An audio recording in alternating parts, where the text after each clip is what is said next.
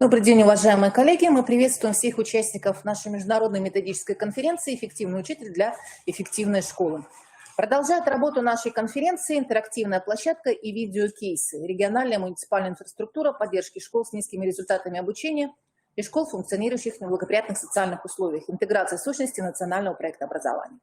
Уважаемые коллеги, мы с вами понимаем, что для того, чтобы организовать методическую поддержку и помощь школам, которые сегодня еще имеют низкие результаты обучения, мы должны прежде всего организовать инфраструктуру. Это и региональная инфраструктура, это и муниципальная инфраструктура, и, конечно, это инфраструктура на уровне самих образовательных организаций, на уровне школ.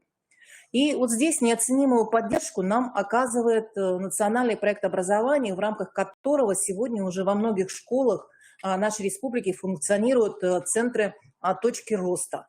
В нашей республике открылся школьный кванториум на базе гимназии имени Пушкина города Сыктывкара и готовится к открытию второй школьный кванториум в 23-й школе города Воркуты, опорной школы. И гимназия Пушкина тоже опорная школа республики Коми. И, конечно, очень важно, что сегодня функционируют центры цифрового развития IT-Куб.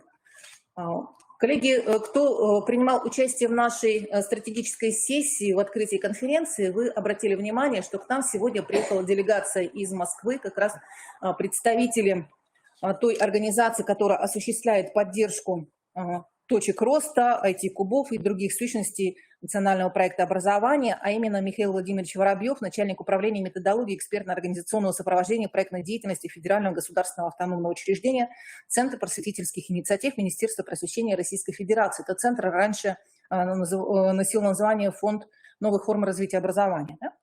И буквально сейчас мы с вами работаем на нашей интерактивной площадке, а Михаил Владимирович с коллегами инспектирует наши точки роста в Сыктывдинском районе. Сегодня они уже побывали и в школьном кванториуме на базе гимназии имени Пушкина. Мы с вами в рамках нашего кейса рассмотрим те практики, которые сегодня уже в наших школах сложились. Но прежде чем мы с вами перейдем к рассмотрению практик работы школ в Республике Коми, мы предоставляем слово нашим коллегам из Вологодской области. Сегодня с нами Анна Сергеевна Игнатьева, заведующий кафедрой педагогики автономного образовательного учреждения Вологодской области дополнительного профессионального образования, Вологодский институт развития образования. И Анна Сергеевна расскажет о том, как осуществляется поддержка школ с низкими образовательными результатами в Вологодской области. Анна Сергеевна, добрый день, мы готовы вас услышать, вас увидеть, пожалуйста. Добрый день, уважаемые коллеги. Я рада поприветствовать Коми Республиканский институт развития образования и всех участников прекрасного мероприятия, посвященного работе со школами, которые нуждаются в поддержке, которые у нас выходят на те образовательные результаты, которые сейчас становятся особенно актуальными. Действительно, Вологодская область точно так же, как и другие субъекты Российской Федерации, активно участвуют в тех проектах, которые на федеральном и на региональном уровне рекомендуются образовательным организациям для того, чтобы получить новый импульс для развития, выйти на решение тех задач, которые связаны с повышением качества образования. Вообще надо сказать, что сейчас понимание того, что высокое качество образования является фактором обеспечения конкурентоспособности страны, вот понимание, что действительно высокое качество образования – это именно то, что от нас ожидают субъекты образовательного процесса, родители обучающихся, общество в целом, сейчас осознается как один из приоритетов для развития отечественной системы образования. Поэтому действительно появляются очень интересные и яркие проекты, как федеральные, так и региональные. Ну и, собственно, об опыте участия в региональных, федеральных проектах мне хотелось бы сейчас вам рассказать. Но прежде всего, уважаемые коллеги, хочется сказать, что на территории Вологодской области региональный проект, направленный на поддержку школ с низкими результатами и школ, функционирующих в неблагоприятных социальных условиях, был включен в программы развития Вологодской области, начиная с 2017 года. То есть уже на протяжении 5 лет ведется работа, направленная на создание условий поддержки и методического сопровождения тех школ, которые в этой помощи нуждаются. За это время была оказана методическая поддержка 127 образовательным организациям Вологодской области, причем ряд из этих школ неоднократно входили в наш региональный проект. И ежегодно участникам проекта становится от 60 до 85 образовательных организаций. И надо сказать, уважаемые коллеги, что предпринятые усилия дали неплохие результаты. 68% образовательных организаций, которые входили в региональный проект, улучшили свои показатели и, собственно, сейчас уже находятся вне зоны риска. Надо сказать, уважаемые коллеги, что региональный проект очень хорошо зарекомендовал себя в области. Надо сказать, что в рамках этого проекта рассматриваются возможности для организации адресной методической помощи общеобразовательным организациям с учетом тех специфических затруднений, которые имеются у каждой школы. Надо сказать, что идея, связанная с тем, что работа со школой должна быть ориентирована на конкретные затруднения, она нашла свое воплощение в том, что ведется анализ прежде всего профессиональных компетенций педагогических коллективов. Собственно, это и анализ профессиональных компетенций руководителей образовательной организации, членов управленческой команды школы и тех педагогов, которые работают в этой образовательной организации. Диагностические процедуры позволяют выявить профессиональные дефициты. И на основании этого анализа разрабатываются для руководителей индивидуальные маршруты профессионального развития. И 100% руководителей образовательных организаций, которые у нас входят в региональный проект, получают адресные рекомендации, направленные на профессиональное самосовершенствование. Аналогичная ситуация, уважаемые коллеги, и для членов педагогического коллектива. Учителя, которые работают в данной школе, а мы начали с учителей, которые выходят на государственную итоговую аттестацию, то есть это прежде всего учителя русского языка, математики, тех учебных предметов, по которым предполагаются государственный экзамен, да, единый государственный экзамен. Точно так же имеют возможность диагностировать имеющиеся профессиональные компетенции и на основе полученного анализа получают индивидуальные образовательные маршруты. Надо сказать, что 100% охват индивидуальными образовательными маршрутами у нас имеют учителя русского языка, математики, данных общеобразовательных организаций. Ну, а уважаемые коллеги, конечно, если школа не один год участвует в проекте, то там и по другим специальностям у учителей тоже индивидуальные образовательные маршруты, практически 100%.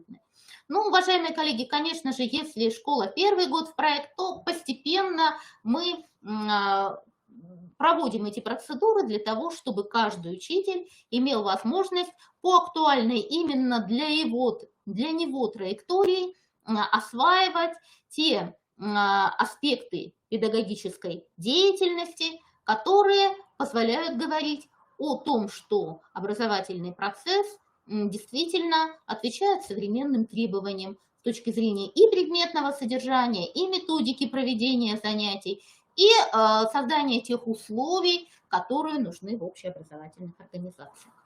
Это первое направление, уважаемые коллеги. Надо сказать, что оно очень хорошо себя зарекомендовало. И вообще надо сказать, что в целом, если говорить о региональных механизмах поддержки, то наличие вот такого среза, фиксирующего те затруднения, которые имеют руководители и педагоги, и которые актуальны для совершенствования деятельности образовательных организаций, для повышения качества образования, как раз и задает те векторы, которые важны для методической поддержки. То есть они в конечном итоге начинают определять, они определяют, да, те мероприятия, которые будут актуальны для педагогов и которые, соответственно, включаются в планы работ, структуру Вологодского института развития образования, кафедры педагогики в том числе. Надо сказать, что эти направления работы, уважаемые коллеги, конечно же, связаны с повышением предметных компетенций, причем по итогам государственной итоговой аттестации анализируются именно те ошибки, которые допускают детьми, выявляя те проблемные аспекты в методике предмета, которые требуют дополнительного внимания.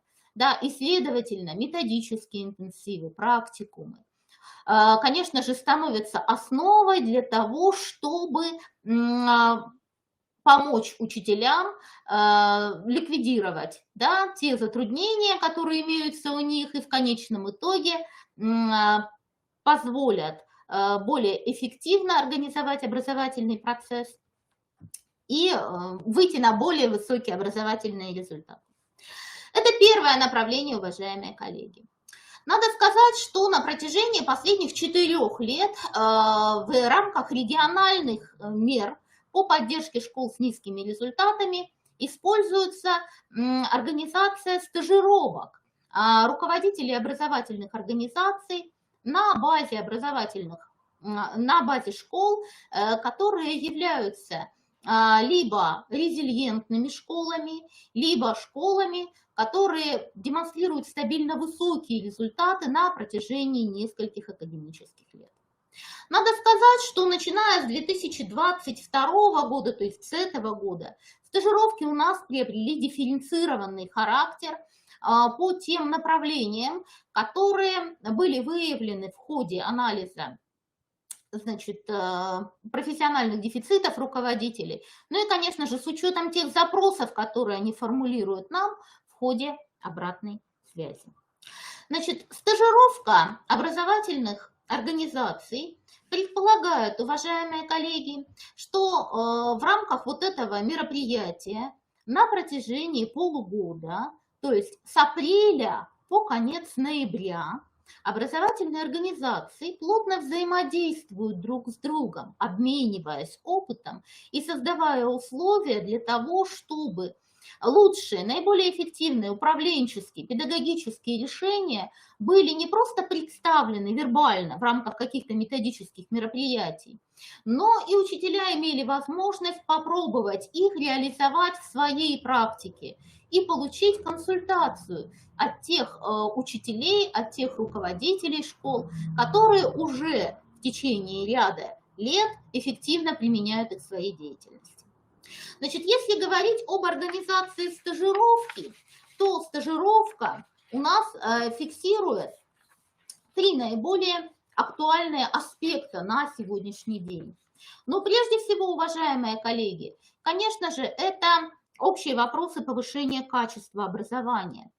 Эффективные пути, эффективные, да, варианты, да, эффективные условия, которые способствуют тому, что обучающиеся глубоко усваивают содержание учебного материала и, собственно, демонстрируют свои академические достижения в ходе государственной итоговой аттестации.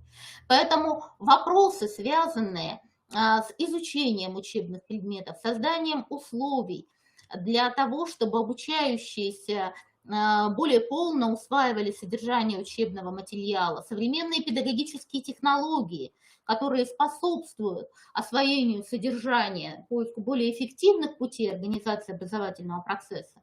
Вот это содержание, это первое направление организации стажировок, которое предлагается образовательным организациям. Второе направление связано с появлением нового результата, который у нас зафиксирован в образовательных стандартах и связан с формированием функциональной грамотности обучающихся. Надо сказать, что Вологодская область в этом году предпринимает активные шаги для того, чтобы поднять проблему формирования функциональной грамотности, создать условия для того, чтобы каждый педагог осознал значимость данного образовательного результата Ну и, конечно, мы в начале пути по формированию функциональной грамотности, однако у нас есть региональные инновационные площадки, которые занимаются этой проблемой, где уже есть опыт управленческих решений, вовлечения педагогического коллектива в эту деятельность. Поэтому второе направление связано стажировок. У нас связано с формированием функциональной грамотности обучающихся и с созданием условий для того, чтобы педагогический коллектив осознал это как одну из первоочередных приоритетных задач и включился в данную работу. Ну и, наконец, третье направление стажировки – это внутришкольная система оценки качества образования, создание программ, направленных на внутришкольную систему оценки качества, пакета локальных нормативных актов, регламентирующих этот аспект деятельности школы.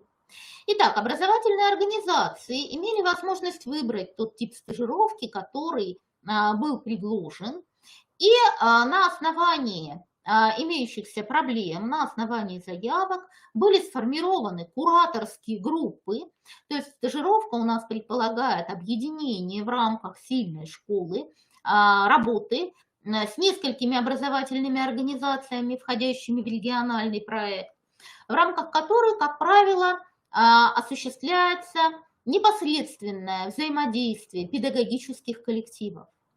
Структура стажировки предполагает два блока мероприятий. Один адресован непосредственно управленческой команде школы, второй блок мероприятий адресован всему педагогическому коллективу. Значит, для педагогического коллектива актуальными является создание объединенных методических объединений, да, учителей-предметников или учителей по проблемам, пожалуйста, да, допустим, естественно-научная грамотность или, к примеру, применение каких-то определенных технологий обучения, допустим, технологий проблемного обучения, технологий развития критического мышления, в ходе которого не просто идет передача опыта, а проводятся открытые учебные занятия, в рамках которых учитель имеет возможность увидеть применение приемов, технологий, заданий, направленных на решение определенных проблем, и имеет сам возможность провести уже в своем классе под руководством учителя из, значит, школы куратора занятия, проанализировать его результаты. Таким образом, происходит вот именно приобретение практических умений, формирование тех важных, да, для нас результатов, функциональной грамотности, да, каких-то аспектов, связанных с сознаниями, с мышлением и так далее, да, на практике. То есть происходит практическое освоение тех умений, которые актуальны. Для руководителей образовательных организаций со стороны школы куратора организуется программа индивидуальных консультаций, возможности поработать с локальными нормативными актами, возможности посмотреть на условия, которые создаются в образовательной организации, направленные на решение данной проблемы. Вообще надо сказать, что вот проведение этих стажировок очень хорошо себя зарекомендовало еще и в плане того, что школы имеют возможность выстроить систему взаимного обогащения, да, взаимного обмена опытом. Таким образом, уважаемые коллеги, что налаженные связи, налаженные отношения продолжают оставаться актуальными и после того, как школа выходит из проекта, и вот налаженная, да, система взаимодействия, она продолжает оставаться актуальной для образовательных организаций. Надо сказать, уважаемые коллеги, что следующим аспектом, который связан с реализацией регионального проекта, это, конечно же, те методические пособия, которые создаются специалистами Вологодского института развития и образования, специалистами педагогического университета, да, который у нас входит в структуру Вологодского государственного университета. То есть фактически создаются пособия по наиболее сложным аспектам в методике преподавания учебных предметов предметных областей. За истекшие 5 лет реализации проекта издано 25 пособий, направленных на повышение образовательных результатов обучающихся. Все эти пособия направлены в школы, и педагогические коллективы имеют возможность активно их использовать в своей практической деятельности. Еще одним значимым аспектом реализации проекта по поддержке школ является создание условий для того, чтобы создать психолого-педагогическое сопровождение в данных школах.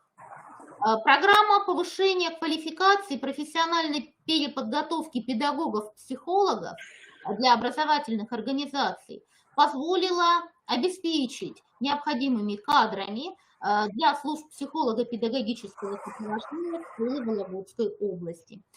Так, в 2021 году профессиональную переподготовку только в 2021 году прошли 50 педагогов-психологов, которые, конечно же, стали очень значимыми специалистами, которые формируют условия данных школ.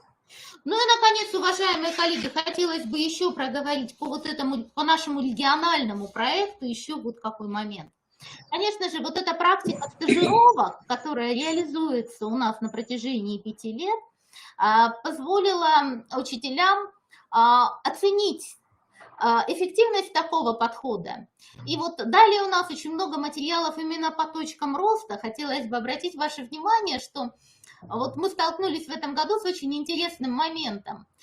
При проведении мониторинга точек роста, которые созданы в том числе и на базе школ, имеющих низкие результаты, 127 школ уже в Вологодской области на данный момент имеют точку роста, поэтому в очень многих школах у нас имеется точка роста, вот именно которая участвует в проекте.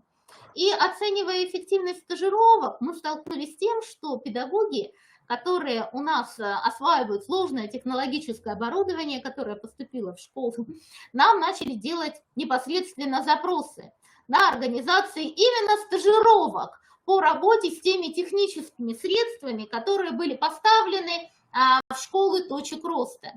И вот эти горизонтальные связи, которые были налажены в ходе регионального проекта, оказались очень эффективными и в этом плане, потому что взаимодействие между учителями, которое выстраивается по типу наставничества, которое выстраивается по типу взаимообмена практиками, сопровождаемыми с одной стороны, с другой стороны, оно, конечно, оказалось для учителей наиболее эффективным и привлекательным.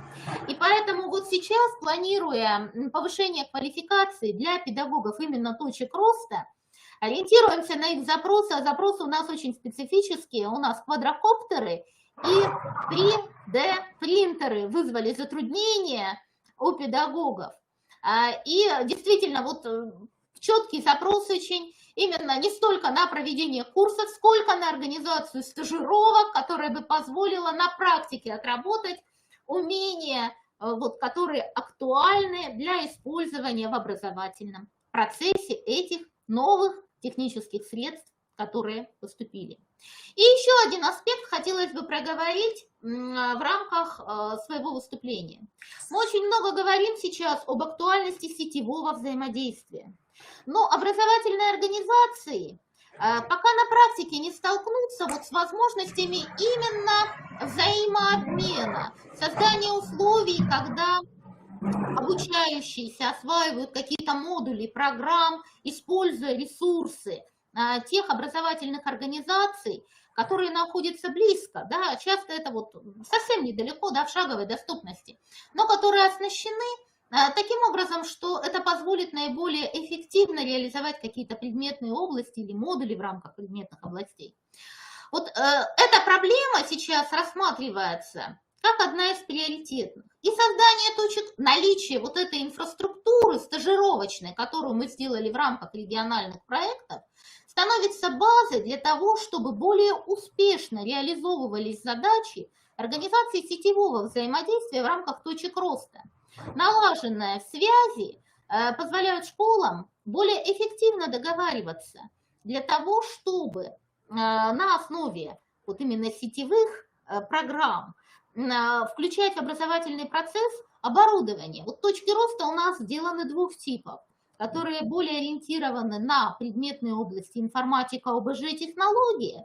И вот сейчас поступает оборудование химия, физика, биология.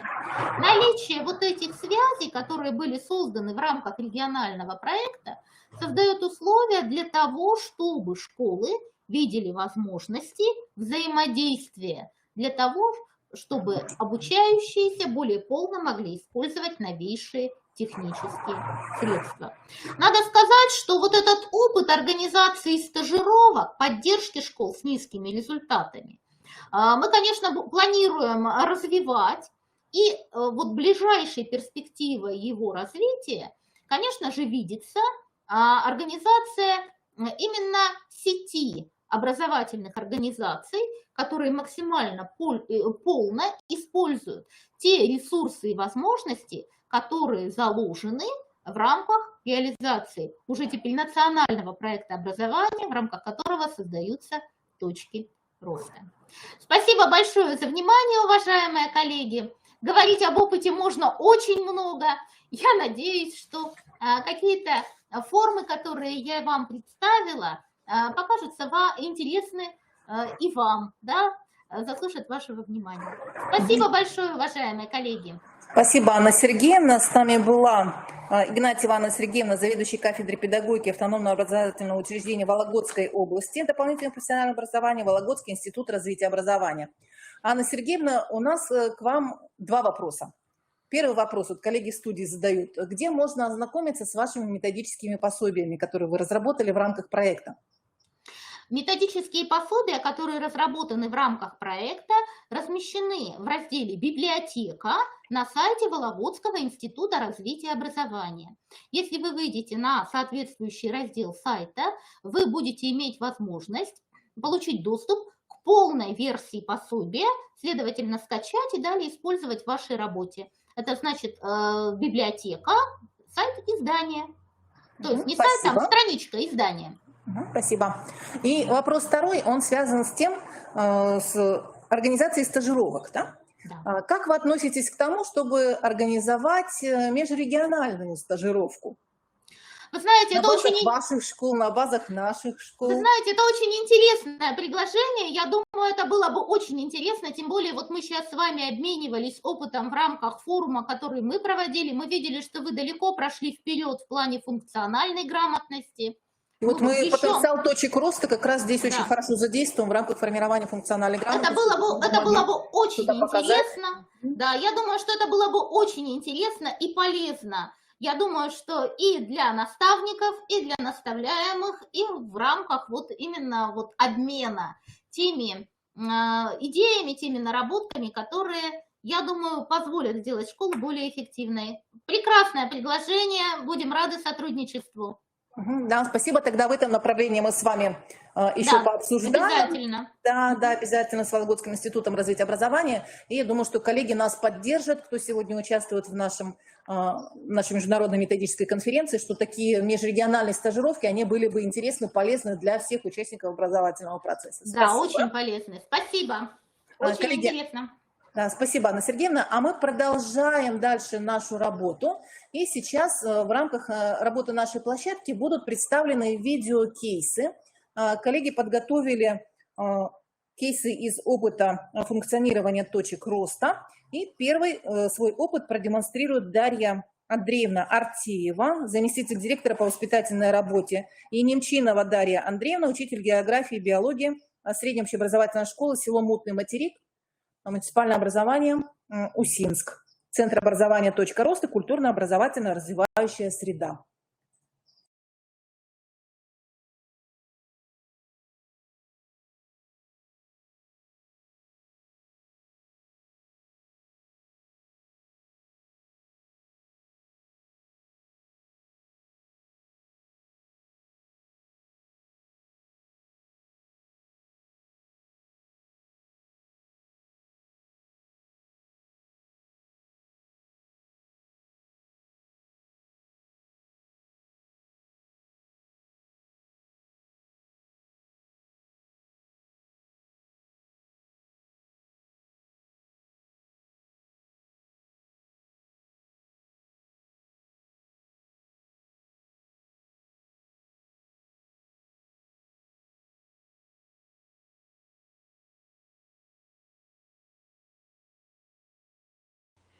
В рамках национального проекта образования 29 сентября 2020 года в нашей школе состоялось грандиозное историческое событие – открытие Центра образования гуманитарного и цифрового профилей «Точка роста».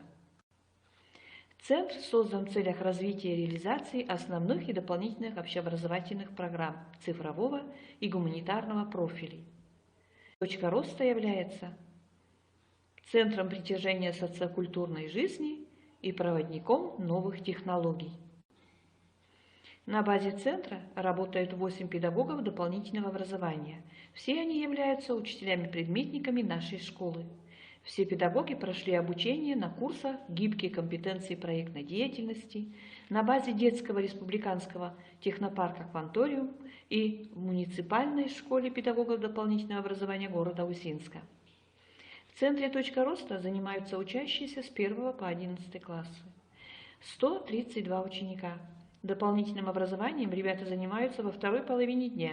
Кружки работают по утвержденному расписанию. Занятия проводятся с понедельника по пятницу с 13:30 до 18 часов. Центр «Точка роста» осуществляет свою деятельность на основании положения о Центре образования цифрового и гуманитарного профилей «Точка роста». Составлены и реализуются программы дополнительного образования.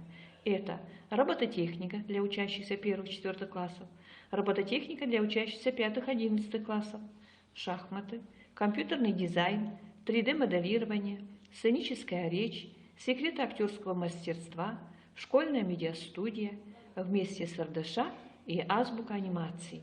Параллельно ведется работа в реализации социально-культурных мероприятий, разрабатываются проекты, ведется исследовательская работа.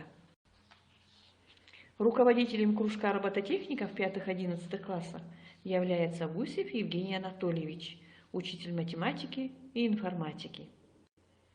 На занятиях кружка ребята собирают и программируют различные модели, такие как умный робот-автомобиль, квадрокоптер.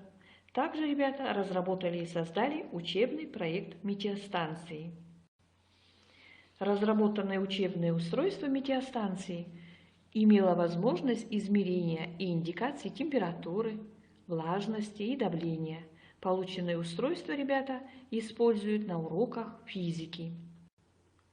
Кружок робототехника для 1-4 классов ведет Немчинова Татьяна Владимировна, учитель начальных классов.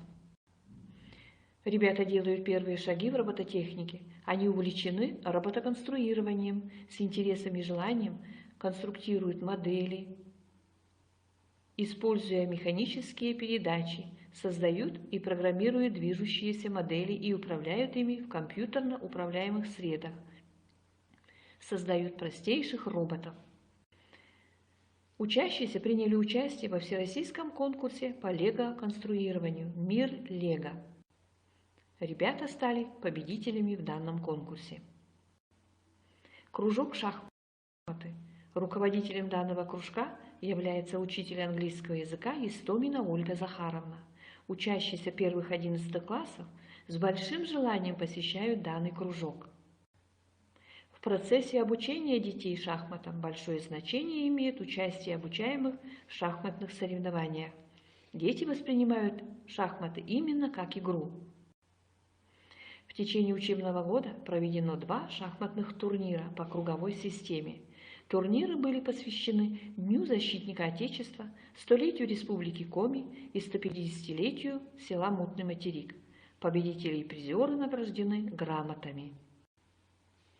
Руководителем кружка «Компьютерный дизайн» является учитель русского языка и литературы Артеева Екатерина Алексеевна. Руководителем кружка «Азбука анимации» Терентьева Татьяна Александровна, учитель языка и литературы, русского языка и литературы.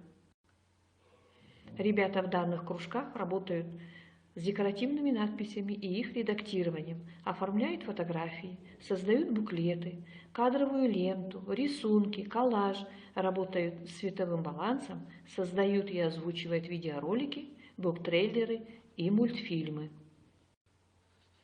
3D-моделирование. Руководителем данного кружка является учитель технологии Артеева Нина Павликовна.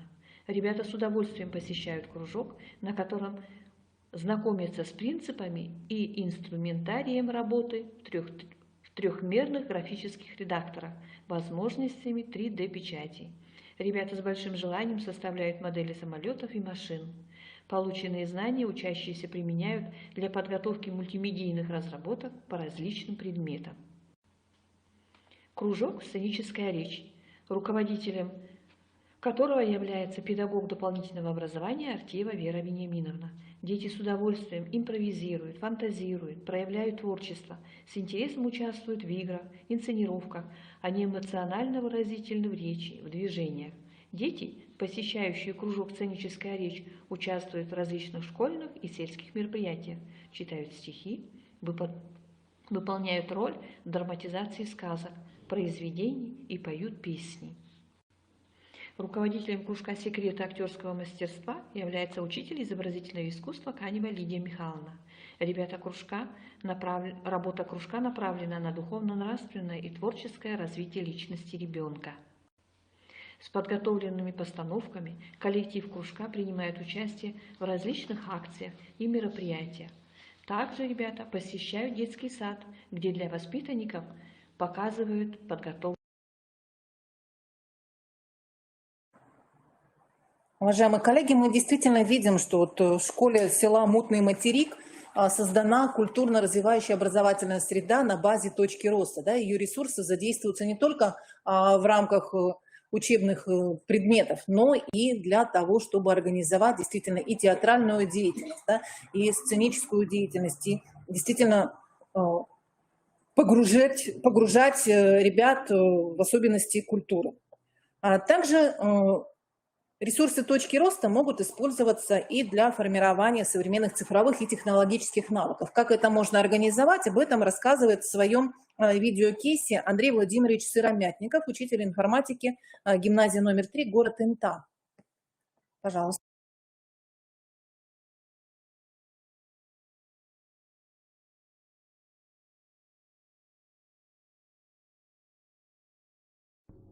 С сентября 2020 года в гимназии номер 3 в рамках национального проекта «Современная школа» был открыт Центр развития цифровых и гуманитарных компетенций «Точка роста».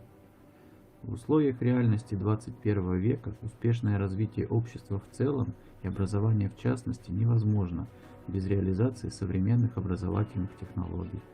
На сегодняшний момент, когда ребята находятся в мире огромного количества обновления информации, развития новых технологий, им необходимо получать не только фундаментальные знания, но и полезные навыки, которые позволяют ориентироваться в сложном и многообразном мире и помогут им стать успешными.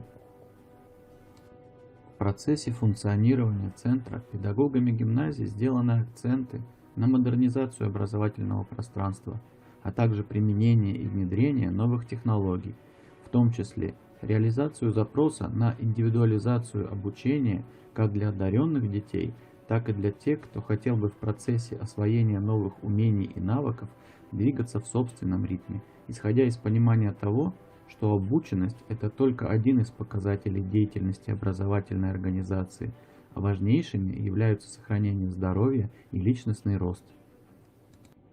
Точка роста становится таким ресурсным центром, который позволяет развивать цифровую и технологическую грамотность участников образовательного процесса, проектную деятельность, социальную самореализацию детей и педагогов. Техническая и иная материальная база центра позволяет в полной мере реализовать освоение учащимися современных цифровых и технологических навыков, как в ходе уроков, так и во внеурочной деятельности.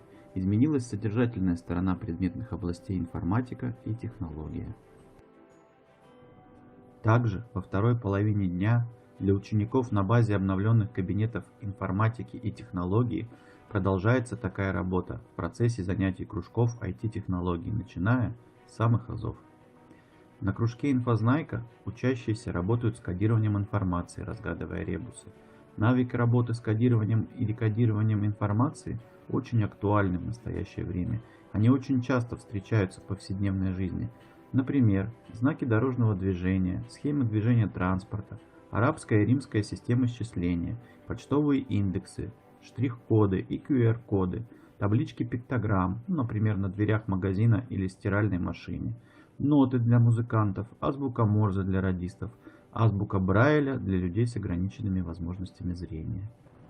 Также на кружке учащиеся создают исследовательские проекты. Таким образом, гимназисты учатся ставить цели и задачи, отбирать нужную информацию, обрабатывать ее, проводить исследования и делать выводы. Первоклассники в игровой форме учатся работать с мышью. В жизни мы нередко встречаем информацию в табличной форме.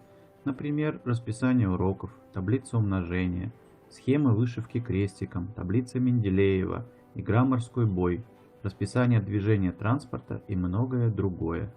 На кружке в мире информатики обучающиеся учатся создавать презентации. С помощью презентаций в современном мире бизнес увеличивает продажи, сотрудники компаний делятся своими проектами, ученые делятся результатами своих открытий с мировой общественностью. В точке роста продолжает работу кружок робототехника.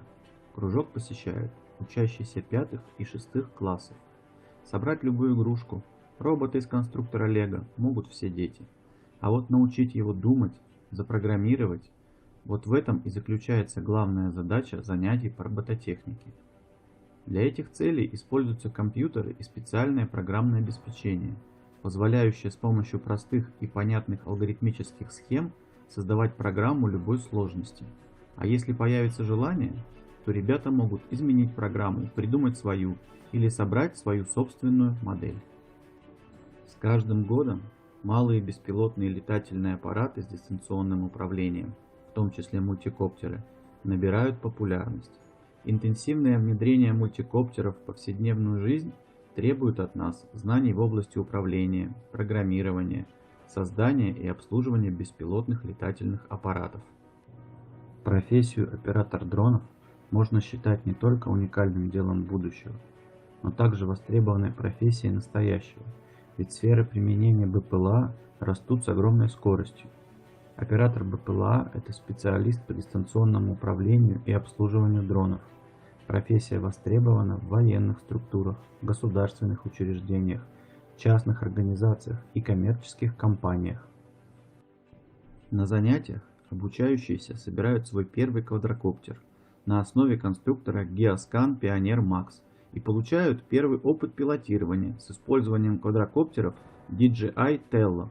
Использование конструкторов и квадрокоптеров позволяет осуществить переход к самостоятельным проектным и поисково-исследовательским работам, формировать навыки работы с современным лабораторным оборудованием. За прошедший год через Центр точки роста прошло больше 300 детей. Уже стало понятно, что ребята, посещающие кружки точки роста, отличаются более высоким уровнем владения технической терминологией, навыками прогнозирования, планирования, личностного общения. Дети увлечены конструированием, созданием различных проектов, командной работой. Это особенно проявилось при создании и защите индивидуальных учебных проектов учащимися 9 и 11 классов. Техническое оснащение кабинетов точки роста значительно расширяет возможности обучающихся при выборе тем для индивидуальных проектов. Становятся доступны проекты, связанные с 3D-моделированием и 3D-печатью. С помощью 3D-принтера один из гимназистов разработал и успешно защитил проект по созданию настенных часов с циферблатом большого размера. Еще один ученик разработал проект, одной из задач которого было оснащение всех компьютеров кабинета точки роста QR-кодами, содержащими основную информацию о данном компьютере и его сетевые настройки. Кроме того, им была изготовлена на 3D принтере табличка для двери кабинета точки роста с QR-кодом, содержащим информацию о кабинете. Из всего вышедшего Мы благодарим Андрея Владимировича Сыромятникова, учителя информатики гимназии номер 3 города Инты, за представленный видеокейс. И продолжаем дальше нашу работу. Точки роста дают возможность организовать работу школьного телевидения. Как это сделать, рассказывает в своем видеокейсе Наталья Сергеевна Шабалина, педагог-организатор гимназии номер 2 города Инты, опорная школа Республики Коми.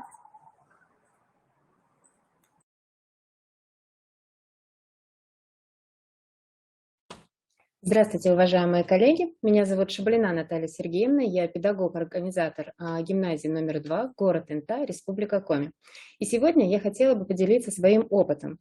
Представляю вашему вниманию тему «Школьное телевидение как средство формирования функциональной и профессиональной компетентности учащихся. Практика организации дополнительного образования детей на базе центра «Точка роста». Приоритетным направлением государственной политики в области образования является творческая самореализация личности, которая сегодня невозможна без включения ребенка в сложный процесс развития цифровых технологий. В настоящее время среди основных направлений развития инновационной деятельности в школе владение ИКТ-компетентностью становится приоритетным. И ни для кого не секрет, что многие школьники владеют этой компетенцией очень хорошо. Поэтому в современных реалиях нашей жизни, когда очень активно развивается медиапространство, различные интернет-площадки, а также доступность интернета как быстрого и эффективного средства передачи информации, важно помнить, что одной из задач образования является формирование личности, способной читать, анализировать, оценивать и не только текст книг, но и медиатекст, заниматься медиатворчеством и усваивать новые знания посредством медиа. И как раз школьное телевидение – это то направление, которое направлено на развитие коммуникативной компетенции, которое включает в себя речевые, языковые, социокультурные, учебно-познавательные аспекты. Это возможность максимального раскрытия творческого потенциала учащихся. Хотела бы сразу отметить, что мы только начинаем погружаться в мир телевидения и работаем пока в узком сегменте, создаем видеоролики разной тематики. Но уже и на данном этапе есть результат и заинтересованность учащихся. Так, работа над созданием сюжетов позволяет ребятам проявить себя, попробовать свои силы в самом широком спектре человеческой деятельности, от гуманитарного до технического, показать публично результат своей работы. Каждый участник может стать автором и главным режиссером видеоролика, героем. Тематика сюжетов выбирается самими учащимися и зависит от их склонностей и интересов. Патриотические ролики, которые мы также используем в процессе обучения, показывая учащимся их на уроках мужества, социальной направленности, развлекательного характера. Гимназистам в начале пути рассказывается о журналистских профессиях, основах видеомонтажа, основах операторского мастерства, жанрах журналистики, усвоению основных теоретических понятий. Помогли нам образовательные блоки медиашколы РДШ. Дети имели возможность смотреть видеоуроки от профессионалов. И только потом наступает практический этап, на котором ребята уже пробуют на практике применять полученные знания. Сейчас хотела бы вам рассказать, как строится наша работа при создании видеоролика. Отмечу, что наш творческий коллектив состоит из учащихся 7-11 классов. В основном это ребята, которым интересна журналистика, литература, фотография, видео, и которые хотят попробовать себя в данном направлении. В силу огромного количества конкурсов не возникает вопроса, что снимать. Поэтому, выбрав тему, мы с ребятами используем метод мозгового штурма. Я думаю, что многим этот метод знаком, который помогает найти не только интересную идею, но и учит каждого взаимодействовать друг с другом и работать в команде, не бояться высказывать свои мысли, а также принимать идеи других ребят.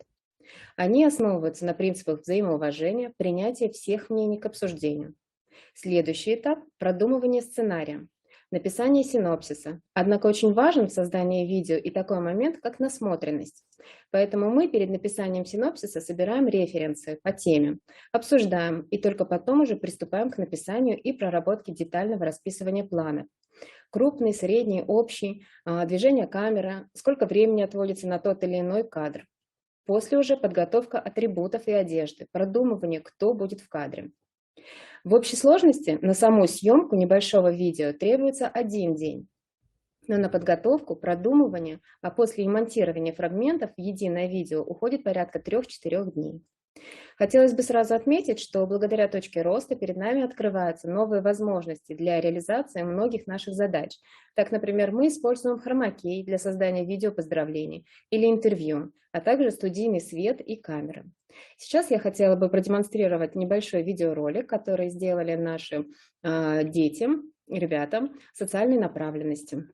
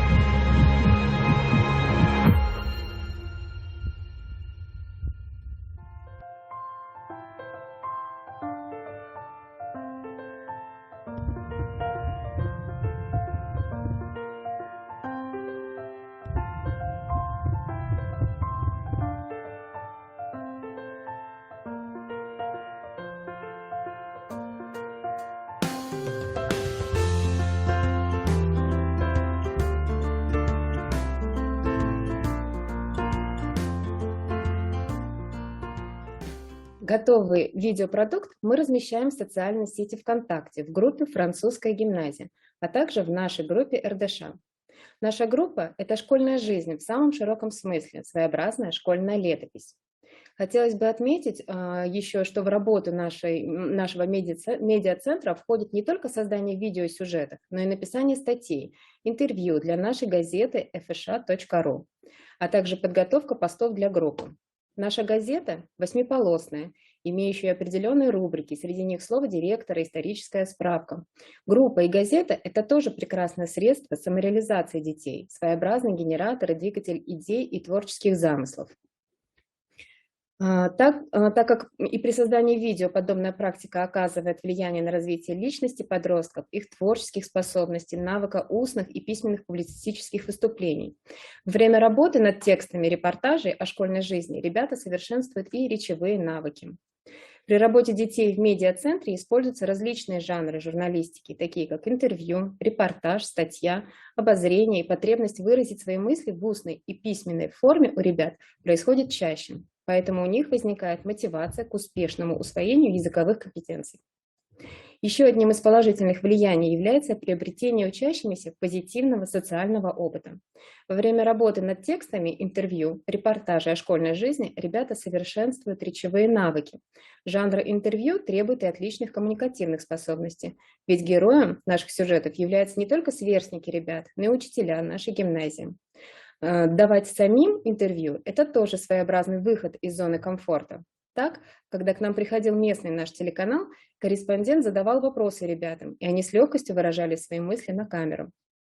В дальнейших планах нашей студии школьного телевидения выпуск школьных новостей, в которых каждый ученик школы сможет рассказывать об интересном событии.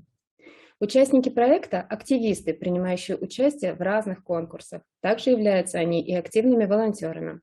Они сами выступают с предложениями, а также совершенствуют свое мастерство. Так, одна из участниц медиацентра решила связать свою жизнь с журналистикой, и сейчас она, пройдя конкурсный отбор, стала членом детской большой редакции РДШ Коми. Следовательно, работа в нашем медиацентре выполняет и профориентационную функцию, а также формирует положительную мотивацию к профессиям, особенно востребованным на сегодня в связи с активным внедрением информационно-коммуникационных технологий. Телеоператоры, тележурналисты, операторы видеомонтажа, корреспонденты, редакторы и сейчас новая профессия – контент-мейкер. Также важным результатом развития медиапространства можно считать создание творческого, стабильного коллектива. Достаточно компетентность учащихся в творческой деятельности, наличие у ребенка стремления реализовать себя и брать на себя инициативу. Самые активные юные журналисты учатся хорошо, с преобладающей оценкой «отлично», участвуют в конкурсах различной направленности. Таким образом, формируя ключевые компетенции учеников, мы готовим человека, имеющего активную жизненную и гражданскую позицию.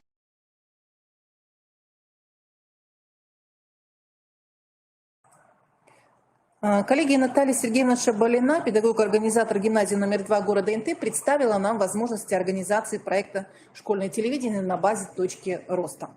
Далее, коллеги, у нас представлено несколько видеокейсов по возможностям реализации предметных областей и учебных предметов на базе точки роста.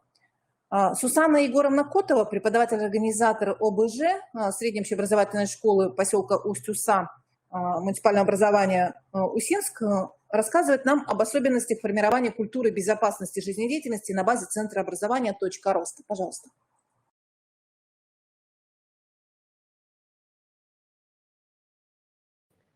Здравствуйте, я Котова Сусанна Егоровна, педагог-организатор ОБЖ Усть-Усинской средней общеобразовательной школы. Тема моего выступления – новые подходы к обучению школьников в безопасной жизни на базе Центра образования «Точка роста». Реализация программы внеурочной деятельности школы безопасности с использованием ресурсов Центра образования «Точка роста». Программа внеурочной деятельности школы безопасности предназначена для обеспечения процесса обучения школьников, приобретения им необходимых знаний, ознакомления с научно-техническими и практическими задачами, приобретения навыков самостоятельного решения и практического применения теоретических знаний в различных чрезвычайных ситуациях, оказания первой доврачебной помощи, расширения кругозора, укрепления здоровья. Цель программы – это овладение системой теоретических знаний и умений безопасного поведения в чрезвычайных ситуациях природного, техногенного и социального характера, необходимых для применения в практической деятельности и защиты личного здоровья. Задачи программы: формирование у учащихся модели безопасного поведения в повседневной жизни, в транспортной среде и чрезвычайных ситуациях природного, техногенного и социального характера, формирование индивидуальной системы здорового образа жизни, выработка у учащихся антиэкстремистской и антитеррористической личностной позиции и отрицательного отношения к психоактивным веществам и асоциального поведения. Неурочная деятельность дает учащимся возможность развивать свои интересы, расширять кругозор, развивать самостоятельность. В рамках курса внеурочной деятельности «Школа безопасности» внедрены следующие формы работы: участие в олимпиадах по основам безопасности жизнедеятельности, создание дружины юных пожарных, подготовка к конкурсам «Безопасное колесо», мероприятия в рамках месячника безопасности по гражданской обороне, внимание, дети, практическое занятие по оказанию первой помощи и лучшая команда ЮИТ. В реализации программы курса внеурочной деятельности «Школа безопасности» помогает использование ресурсов Центра образования «Точка роста» и новые формы обучения. Для подготовки дружины юных пожарных мы используем в работе смарт-экран, на котором демонстрируем презентации, смотрим созданные самостоятельные видеоролики, посвященные пожарной безопасности, принимаем участие в различных конкурсах, в том числе и всероссийских. Так, наши ребята приняли участие во всероссийском конкурсе фото-видео творчества «Герои нашего времени. Мои уроки безопасности» и получили сертификаты участников, а также двое наших ребят стали лауреатами. В марте 2021 года от фирмы «Цифровое пространство» нам был предоставлен демо-доступ к программе VR-ОБЖ. Экстремальные ситуации в природных условиях и на грани жизни и смерти. У учащихся была возможность погрузиться в виртуальную реальность и выполнять различные задания, такие как выбрать безопасный путь при пожаре для эвакуации из здания, организовать лагерь, соорудить ночлег, костер, приготовить пищу, спастись от дикого зверя. Такие программы помогают выйти за границы учебника, практически в режиме полной реальности применить свои теоретические знания. В рамках тематических месячников мы стараемся проводить не только теоретические занятия, но и отработать практические навыки. Ребята отрабатывают навыки оказания сердечно-легочной реанимации и проведения искусственного дыхания, первой помощи при переломах, ранениях, ожогах, обморожениях, при попадании инородного тела в дыхательные пути. В центре «Точка роста» проходят занятия команды ЮИТ. Ребята при подготовке к конкурсам учатся оказывать первую помощь, на смарт-экране просматривают видео и разбирают свои ошибки, допущенные во время тренировки на велосипедах. Наши результаты – это результативное участие в муниципальных и всероссийских конкурсах. Спасибо.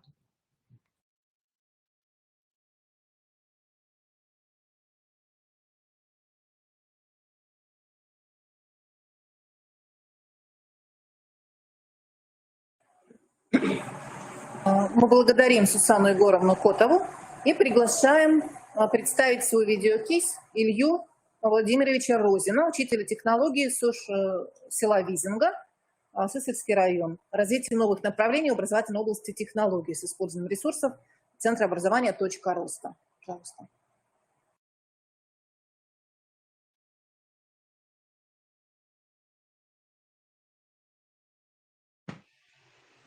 Добрый день, уважаемые коллеги. Меня зовут Розин Илья Владимирович. Я являюсь учителем технологий в Визинской школе. И сегодня я вам хочу рассказать тему, как развитие новых направлений в предметной области технология с использованием ресурсов точки роста.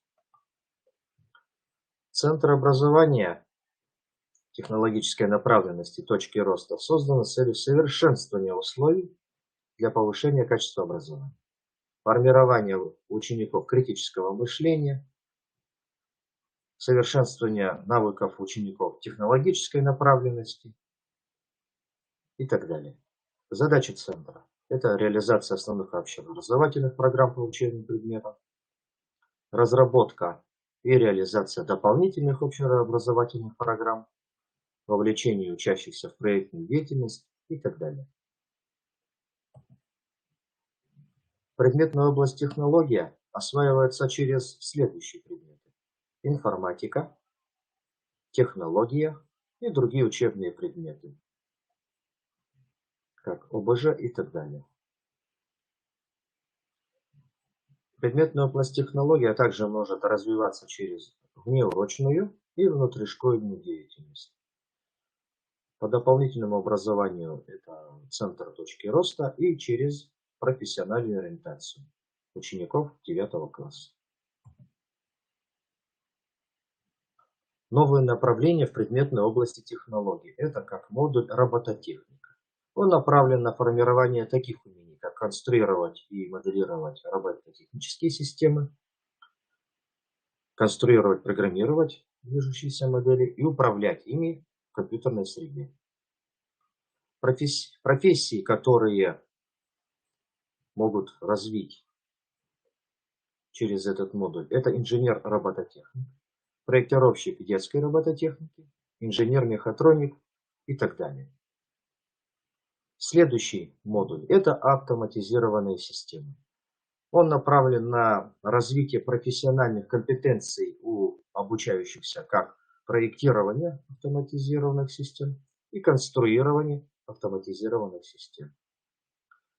Профессии, с которыми ученик может познакомиться, это инженер автоматизированных систем, IT-специалист и архитектор информационных систем и так далее.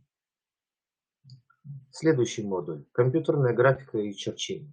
Он направлен на формирование таких умений, как выполнение эскизов, схем, чертежей с использованием чертежных инструментов или в среде автоматизированного проектирования. Также оформление конструкторской документации, также с использованием систем автоматизированного проектирования. Профессии, с которыми может ученик познакомиться, это инженер, конструктор, дизайнер и так далее. Следующий модуль – 3D-моделирование. Он направлен на формирование таких умений, как создание 3D-модели, использование программного обеспечения через графические редакторы, такие как Blender, Compass 3D, Fusion 360 и так далее.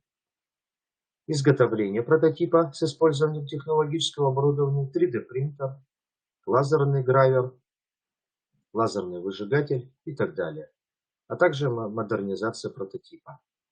Профессии, с которыми ученик может познакомиться, это визуализатор, аниматор и моделер. Робототехника на уроках технологий осваивается через начальное создание простейших роботов. Ученики, впервые знакомившись с этой темой, они разбирают синий набор Lego Education и по схемам собирают наиболее простые модели, которые не требуют особых знаний и умений в области программирования.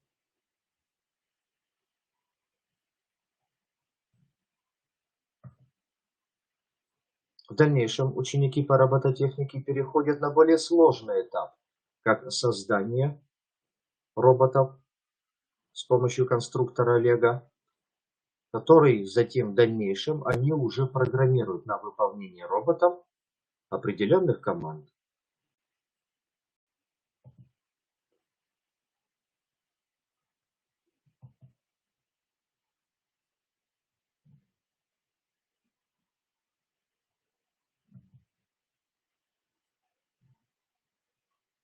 Программирование роботов происходит через компьютер, компьютерные программы.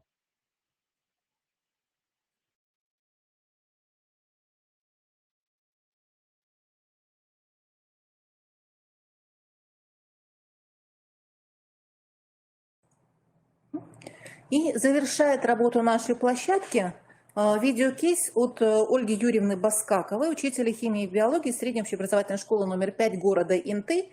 Как можно организовать реализацию программы учебных предметов химии и биологии с использованием ресурсов центра точки роста. Пожалуйста.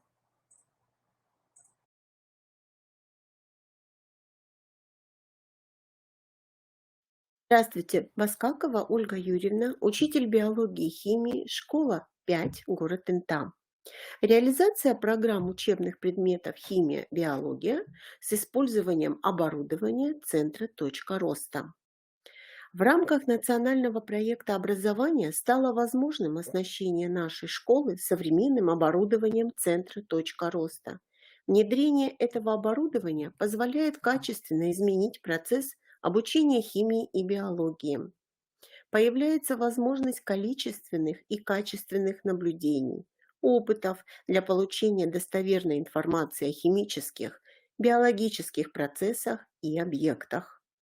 Полученная в рамках проекта химическая лабораторная посуда и оборудование позволит проводить качественные исследования, практические работы по учебным предметам.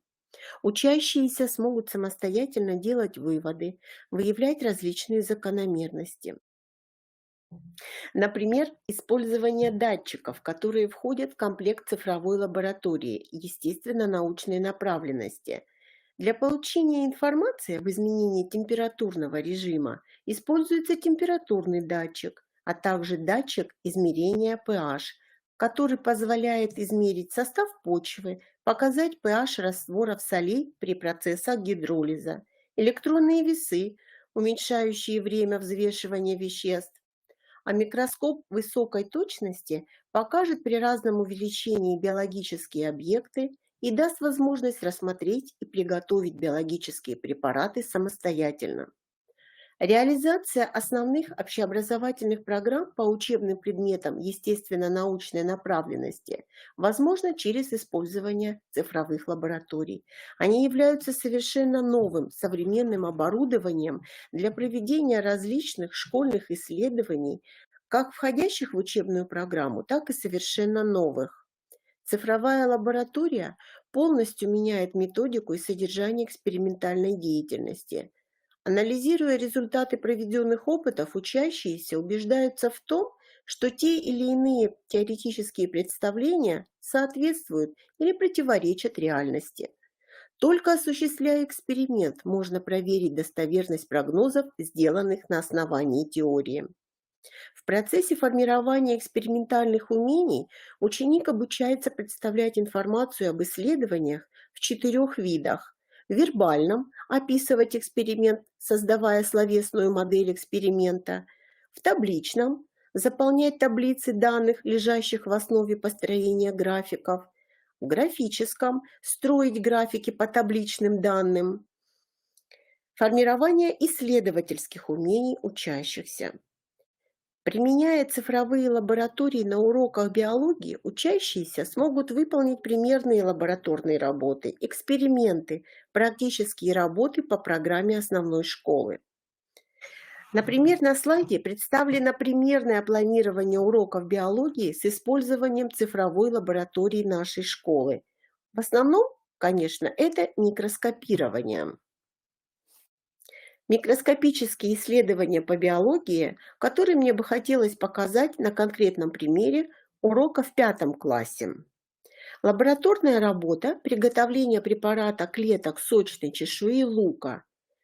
Представленные фотографии можно увидеть при использовании микроскопа. На слайде показаны правила приготовления микропрепарата кожицы чешуи лука. Работа интересная, с применением микроскопов, используется и цифровой микроскоп. Ребята выполняют ее с большим интересом. Конечно, помощь учителя необходима, он координатор действий учащихся на уроке. В конце лабораторной работы дети самостоятельно формируют вывод. Теперь хочу представить вашему вниманию примерное планирование уроков химии с применением цифровой лаборатории в нашей школе. Примерные темы даны для 8 и для 9 классов. И это практические работы, и лабораторный опыт, и демонстрационный эксперимент. Хочу привести пример применения оборудования цифровой лаборатории на уроке химии в 8 классе по теме «Методы познания химии». Ребята только начинают изучать основы этого интересного предмета. Как правило, детям очень нравится химия, и это понятно. Все ждут интересных и занимательных опытов. Поэтому на примере данной практической работы можно показать строение пламени спиртовки с использованием датчика температуры на основе программного обеспечения Relion Light. Показатели сравниваются с пламенем спиртовки, пламенем свечи и сухого горючего. Можно использовать только пламя свечи на усмотрение учителя. Показатели заносятся в таблицу, сравниваются между собой, и в конце работы учащиеся делают вывод. Например, ход работы изучения строения пламени. Запускаем на регистраторе данных программное обеспечение Relion Light, подключаем высокотемпературный датчик к регистратору данных, закрепляем датчик в штативе так, чтобы его кончик касался фитиля спиртовки, и запускаем измерение температуры клавишей «Пуск».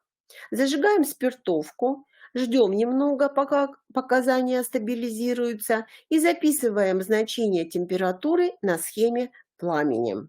Схема прилагается. Перемещаем датчик температуры в следующие точки пламени в соответствии с указанной схемой. Ослабляем муфту и перемещая вместе с лапкой и датчиком в нужное место. Когда показания стабилизируются, заносим значение температуры в соответствующие точки на схему. Таким способом измеряем температуру во всех точках пламени, отмеченных на схеме. Делаем вывод, какой источник теплоты предпочтительно использовать в химической лаборатории и почему. Вот на таких больших примерах показано использование оборудования цифровой лаборатории. Спасибо за внимание.